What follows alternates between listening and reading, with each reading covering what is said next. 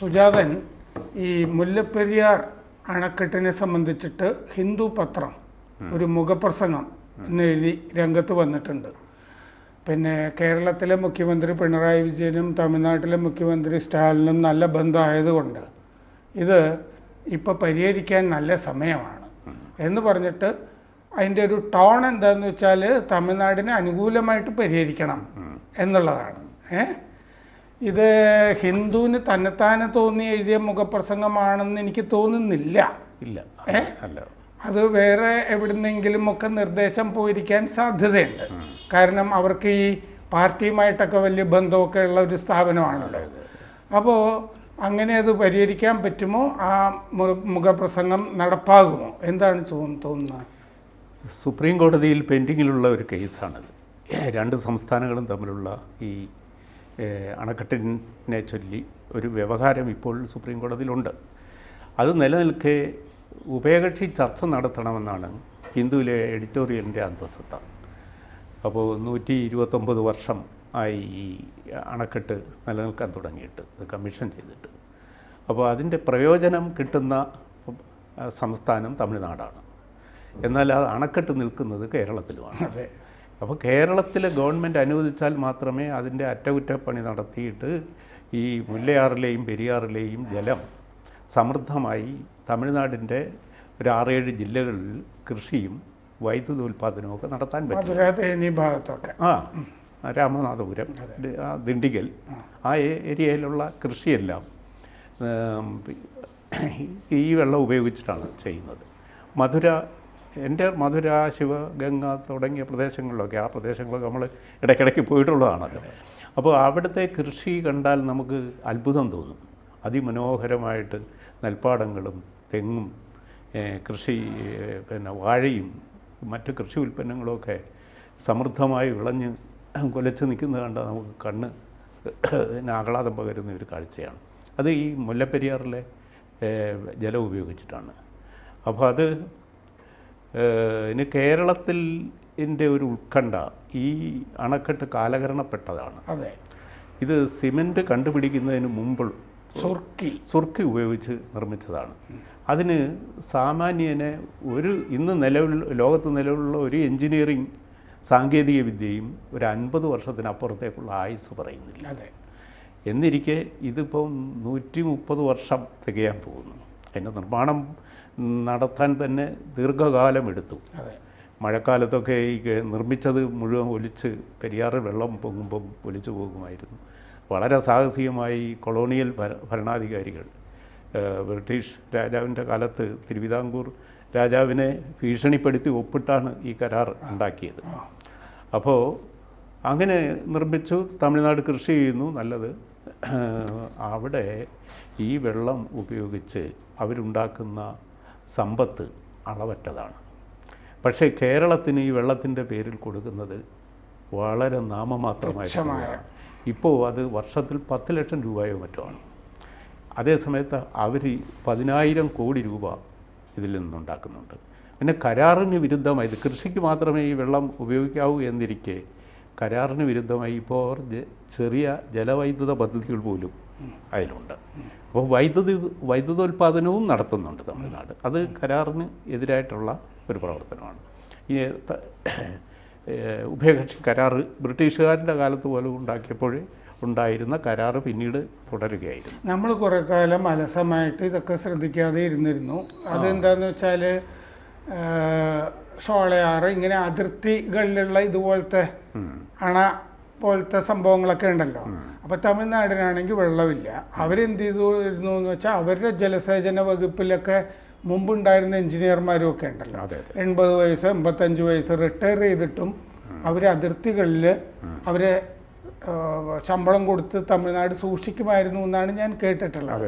കാരണം എന്താണെന്ന് വെച്ചാൽ കാലാകാലങ്ങളായിട്ട് ഇങ്ങോട്ട് കോഴ കൊടുത്തിരുന്നല്ലോ. അതൊക്കെ അവരാണ് നോക്കി നടത്തിയിരുന്നത്. അങ്ങനെ ഒരു ഇങ്ങോട്ടുള്ള കോഴയിൽ കുറേ കാലം വളരെ അറിയപ്പെടുന്നൊരു ജലസേചന മന്ത്രി കൊല്ലത്ത് നിന്നുള്ള ഒരാളുമൊക്കെ അതിൽ ഇൻവോൾവ് ആയതായിട്ടൊക്കെ ഞാൻ കേട്ടിട്ടുണ്ട്. ആ മന്ത്രി ഒരിക്കൽ എന്നെ വിളിച്ചിട്ട് ഇത് എക്സ്പോസ് ചെയ്തിട്ട് ഞാൻ ഒരു റിപ്പോർട്ട് എഴുതി കഴിഞ്ഞപ്പോൾ ഇടതുമുന്നണിയിൽ ചർച്ച എന്നെ വിളിച്ചിട്ട് ഇങ്ങനെ ചോദിച്ചു, ഈ മുന്നണി തന്നെ വേണ്ടെന്ന് വെക്കാനാണോ ഉദ്ദേശിക്കുന്നത് എന്നെ വിളിച്ച് ചോദിക്കുകയുണ്ടായി. അപ്പോൾ ഈ സത്യത്തിൽ സർസിപ്പി ഇതിൻ്റെ കാര്യങ്ങൾ നോക്കുമ്പോൾ കേരളത്തിന് തിരുവിതാംകൂറിനോ ഒക്കെ അനുകൂലമായ വിധത്തിലാണ് ചെയ്തിരുന്നതെന്നും, എന്നാൽ സി അച്യുതമേനോൻ്റെ അത് അവിടെ വരുമ്പോൾ ഒരു പ്രധാനപ്പെട്ട കാര്യമുണ്ട്. ഇത് പിന്നെ കൊളോണിയൽ ഭരണകാലത്ത് നാട്ടുരാജാവിനെ കൊണ്ട് ബ്രിട്ടീഷ് മദ്രാസ് പ്രസിഡൻസി ഭരിച്ചിരുന്ന ബ്രിട്ടീഷുകാർ നിർബന്ധിപ്പിച്ച് ഒപ്പിടിപ്പിച്ചതാണ്. ഞാൻ എൻ്റെ ഹൃദയരക്തം കൊണ്ടാണ് ഒപ്പിടുന്നതെന്ന് അന്ന് രാജാവ് ശ്രീമൂലം തിരുനാൾ മഹാരാജാവ് പറയുകയുണ്ടായി. അപ്പോൾ അത്ര മനസ്സില്ലാ മനസ്സോടെയാണ് അദ്ദേഹം ചെയ്തത്. ആ കരാറ് 1947 ശേഷം എന്തിന് നിലനിൽക്കണം? വാസ്തവം. അപ്പോൾ കൊളോണിയൽ നിയമങ്ങളെല്ലാം ഒന്നൊന്നായി മാറി. പക്ഷേ ഇത് പിന്നെയും ഒരു മാറ്റവുമില്ലാതെ തുടർന്നു. ഭാഷാ സംസ്ഥാനം ഉണ്ടായി. ആദ്യത്തെ കമ്മ്യൂണിസ്റ്റ് ഗവൺമെൻറ് 57 വന്നു. അന്ന് ജലസേചന മന്ത്രി ചെറിയ ആളല്ല, VR കൃഷ്ണയ്യരാണ്. അദ്ദേഹത്തിന് നിയമം അറിയാം, ഭൂപ്രകൃതിയെ അറിയാം, കേരളത്തെ അറിയാം.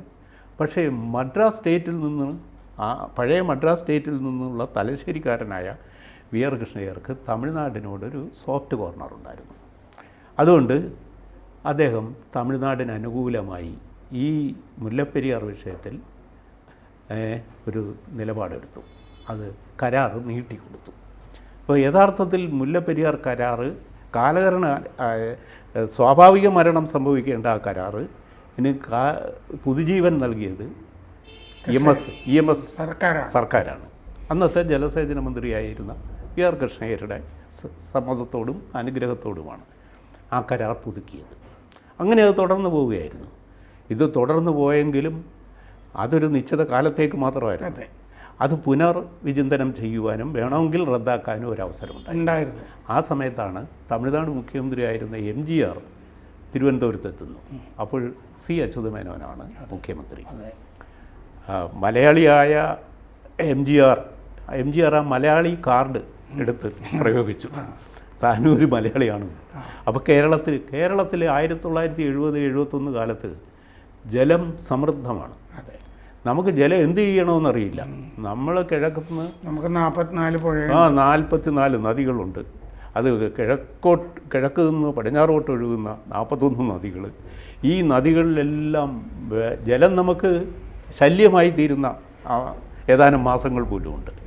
ഈ ജലം നമ്മൾ ഉപയോഗിക്കുന്നില്ല, വെറുതെ സഹ്യപർവ്വതത്തിൽ നിന്ന് ഒഴുകി അങ്ങ് കടലിൽ പോയി വീഴുകയാണ്. നമുക്കതിന് പകരം ചാകരയൊക്കെ കിട്ടുന്നുണ്ട്. അല്ലാതെ ഈ ജലം പ്ലാനിങ് നടത്താനോ അണക്കെട്ട് നിർമ്മിച്ച് ചെക്കണകൾ നിർമ്മിച്ച് കൃഷിക്ക് ഉപയുക്തമാക്കാനോ അങ്ങനെയൊന്നും നമ്മൾ ആലോചിക്കുക. നമുക്ക് വരൾച്ച അനുഭവപ്പെടുന്നില്ലായിരുന്നു. അപ്പം ജലക്ഷാമമില്ലാത്ത നാട്. ശാസ്താംകോട്ട തടാകമൊക്കെ വരണ്ടുകൊണ്ടിരിക്കും. പൂക്കോട്ടൂർ തടാകവും ശാസ്താംകോട്ട തടാകവും 2 ശുദ്ധജല തടാകത്തിൽ ജലക്ഷാമമുണ്ട്. അവിടെ എക്കലടിയുന്നുണ്ട്, ജലം കുറവാണ്. അപ്പോൾ ഈ കരാറിനോട് വീണ്ടും കേരള ഗവൺമെൻറ്, അച്യുതമേനോൻ ഗവൺമെൻറ് ഒരു അലസ സമീപനമെടുത്തു.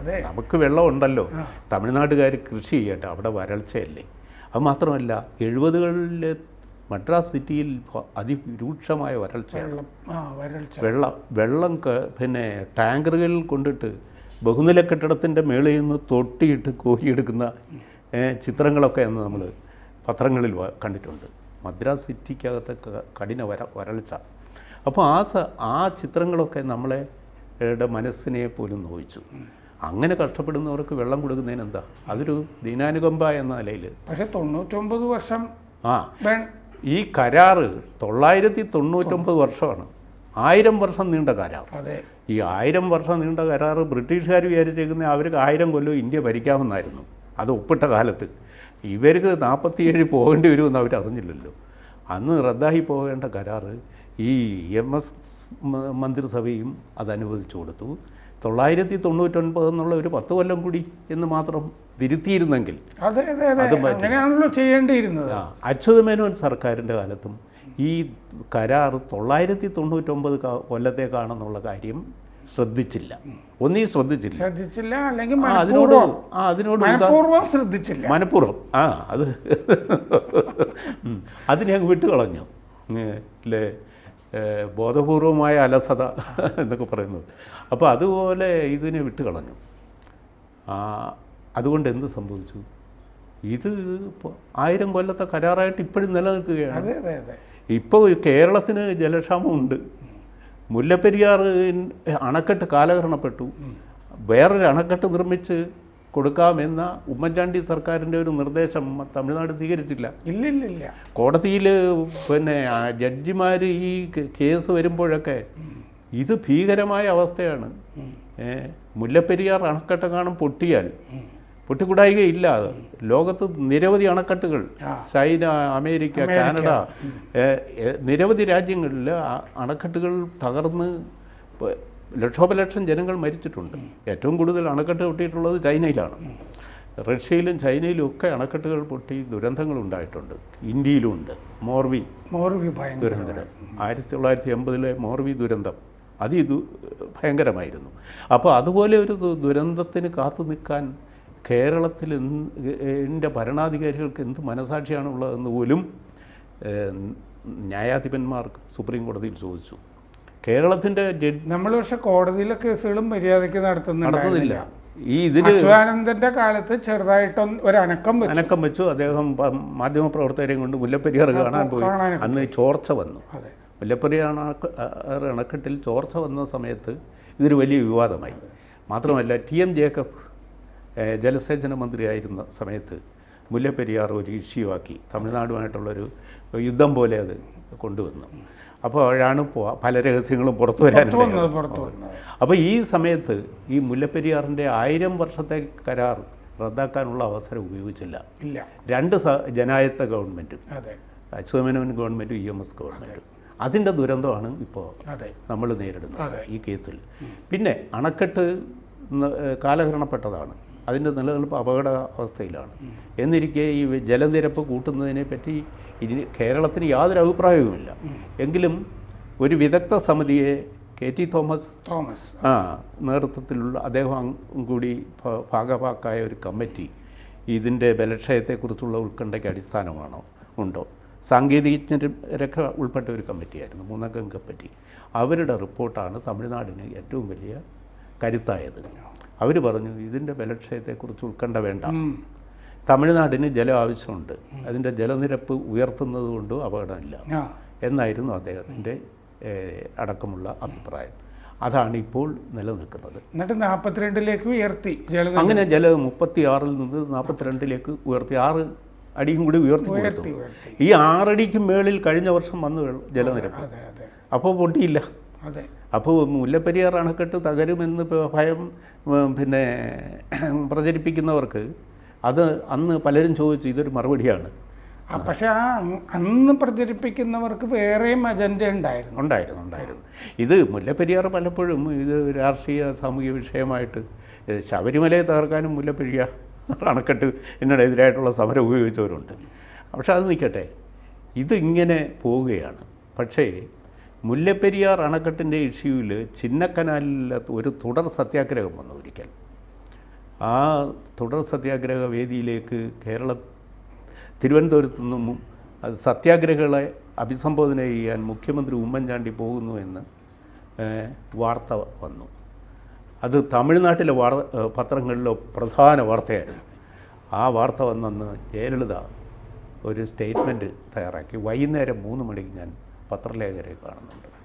ആ പത്രലേഖകരെ കാണാനായിട്ട് അവർ തയ്യാറാക്കിയ ഒരു ലിസ്റ്റിൽ മുല്ലപ്പെരിയാർ അണക്കെട്ടിന് വേണ്ടി തമിഴ്നാട് കേരളത്തിലെ ആർക്കൊക്കെ കൈക്കൂലി കൊടുത്തിട്ടുണ്ട്, അത് രാഷ്ട്രീയക്കാർ, ഉദ്യോഗസ്ഥന്മാർ, അവരുടെ ഒരു പട്ടിക തയ്യാറാക്കി ആ തുക, അവർ വാങ്ങിയ തുക ഇത് പത്രസമ്മേളനത്തിൽ പറയും എന്നായപ്പോൾ ഈ സമരം അപ്പോൾ അവിടെ ഒലിച്ചുപോയി. സമരം ഇരുന്നവരെല്ലാം സത്യാഗ്രഹം നിർത്തിയിടുന്ന്.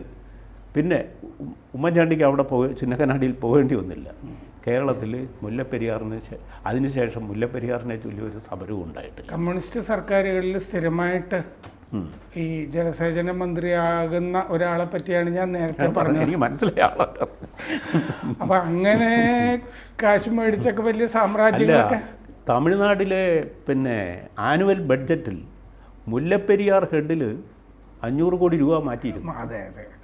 ഈ 500 കോടി രൂപ ഓരോ കൊല്ലവും ചെലവാക്കുന്നു. അതെ. കേരളത്തിൽ നിലനിൽക്കുന്ന ഒരു അണക്കെട്ടിന് വേണ്ടി തമിഴ്നാട് പദ്ധതി വീതം മാറ്റിവെക്കുക, അത് ചെലവാക്കപ്പെടുകയും ചെയ്യും. ഇതെങ്ങോട്ട് പോകുന്നു ഈ പൈസ? അപ്പോൾ ഈ പൈസ മുല്ലപ്പെരിയാർ അണക്കെട്ട് നന്നാക്കാൻ മാത്രമല്ല ഉപയോഗിക്കുന്നത്. അല്ലല്ല, ഞാൻ പറഞ്ഞില്ലേ 80 വയസ്സിലും മുകളിലുള്ള എഞ്ചിനീയർമാരെയൊക്കെ, സൂപ്രണ്ടിങ് എഞ്ചിനീയർമാരെയൊക്കെ അതിർത്തിയിൽ സൂക്ഷിച്ചിട്ടുണ്ടെന്ന് അവർ. അപ്പോൾ മുല്ലപ്പെരിയാർ കേരളത്തിലുള്ള രാഷ്ട്രീയക്കാർക്കും ഇറിഗേഷൻ വകുപ്പിലെ ഉദ്യോഗസ്ഥന്മാർക്കും ഒരു കറവ പശുവാണ്. മുല്ലപ്പെരിയാറിനെ കുറിച്ച് എഴുതുന്ന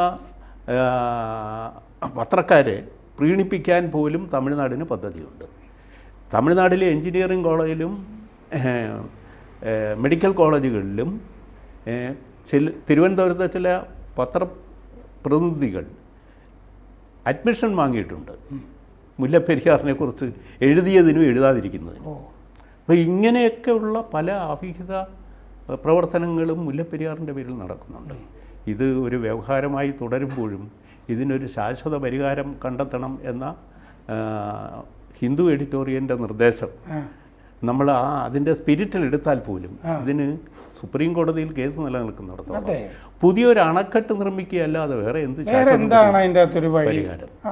അത് അണക്കെട്ട് നിർമ്മിക്കുക. അതാണ് എനിക്കും ആ മുഖപ്രസംഗത്തിൽ രണ്ടുപേരും കൂടി ചർച്ച ചെയ്തിട്ട് പരിഹാരം എന്ന് പറഞ്ഞു കഴിഞ്ഞാൽ, പുതിയ അണക്കെട്ടിന് നേരത്തെ തമിഴ്നാട് സമ്മതിച്ചില്ലല്ലോ. ഇല്ല, അവർ ഈ അണക്കെട്ട് പുതുക്കി കൊണ്ടുപോകാനേ അനുവദിക്കൂ. അതെ.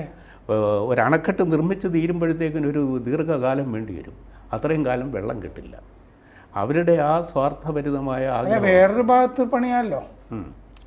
അല്ല, വെള്ളം കിട്ടിക്കൊണ്ടിരിക്കണം, അത് വേണം.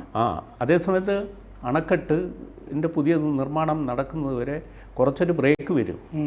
അതാണ് ഈ തമിഴ്നാടിനുള്ള ഒരു പ്രശ്നം എന്ന് തോന്നുന്നു. പക്ഷേ ഇതിനെ അല്ലാതെ ഒരു ഉഭയകക്ഷി ചർച്ചയിലൂടെ ഈ പ്രശ്നം പരിഹരിക്കും. അതെങ്ങനെയാണത്? ഇത് കോടതിക്ക് ഇപ്പം ഇതൊരു കേരളത്തിൻ്റെയും തമിഴ്നാടിൻ്റെയും ഈ ജലതർക്കം അങ്ങനെ ഇത് പരിഹരിക്കുമ്പോൾ സുജാതന 999 എന്നുള്ളത് മാറ്റണ്ടേ? അത് തീർച്ചയായിട്ടും മാറ്റണം. അത് തീർച്ചയായിട്ടും. മാത്രമല്ല, കേരളത്തിന് കിട്ടുന്ന ഈ നാമമാത്രമായ 10 ലക്ഷം രൂപ അവർ 10,000 കോടി രൂപ അതും നമ്മൾ കൂട്ടിയെടുക്കണം. 10,000 കോടി രൂപ ഉണ്ടാക്കുന്നവർ അത് 2 സംസ്ഥാനത്തിനും അവർ ഉണ്ടാക്കട്ടെ, അവർ കൃഷി ചെയ്യട്ടെ, വൈദ്യുതിയും ഉണ്ടാക്കട്ടെ. പക്ഷെ അത് 2 സംസ്ഥാനത്തിലെയും ജനങ്ങൾക്കായി വീതിക്കണം. അല്ലാതെ ഈ മുഖപ്രസംഗത്തിൽ പറയുന്നത് പോലെ ഇത് 2 മുഖ്യമന്ത്രിമാരുടെ സൗഹൃദ പ്രശ്നമല്ല. അല്ല, ഇത് വലിയ ഒരു ജനകീയ വിഷയമാണ്.